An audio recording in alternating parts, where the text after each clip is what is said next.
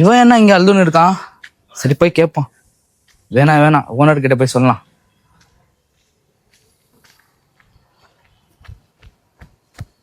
Owner இங்க பாருங்க owner, soil அழுதுன்னு இருக்கான். என்னவா உனக்கு? தெரியல ஓனர், நானு கூப்பிடவனா? இல்ல ஓனர், அவனே அழுதுன்னு இருக்கான். வாங்க நம்மளே போய் கேட்கலாம். சரி வா போலாம்.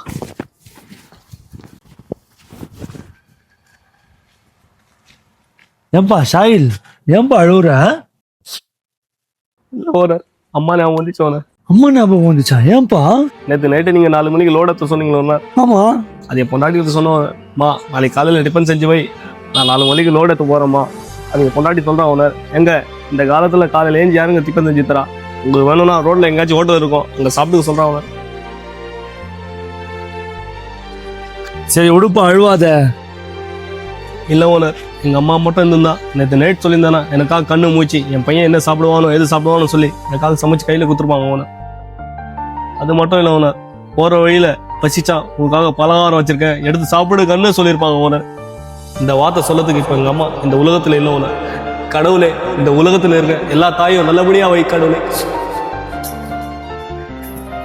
இப்போ அழுது பிரயோஜனம் இல்லப்பா. அம்மா அப்பா இருக்கும்போது பொண்டாட்டி பேச்சு கேட்டுன்னு ஆடுறது, அவங்க போன அப்புறம் கண்ணீர் விட்டு அழுவுறது. இதுக்காக தான் சொல்ல வரேன், இந்த உலகத்துல அம்மா அப்பா இருக்கும்போது எவன் நல்லபடியா பாத்துக்கிறானோ அவனை ஆண்டவன் நல்லபடியா பாத்துக்கணும். புரியுதா உமேர்? புரியுது. இந்த வார்த்தை உனக்கு மட்டும் இல்லை, அவருக்கு மட்டும் இல்லை, நம்ம எல்லாத்துக்கும் பொருந்தும். பட்டா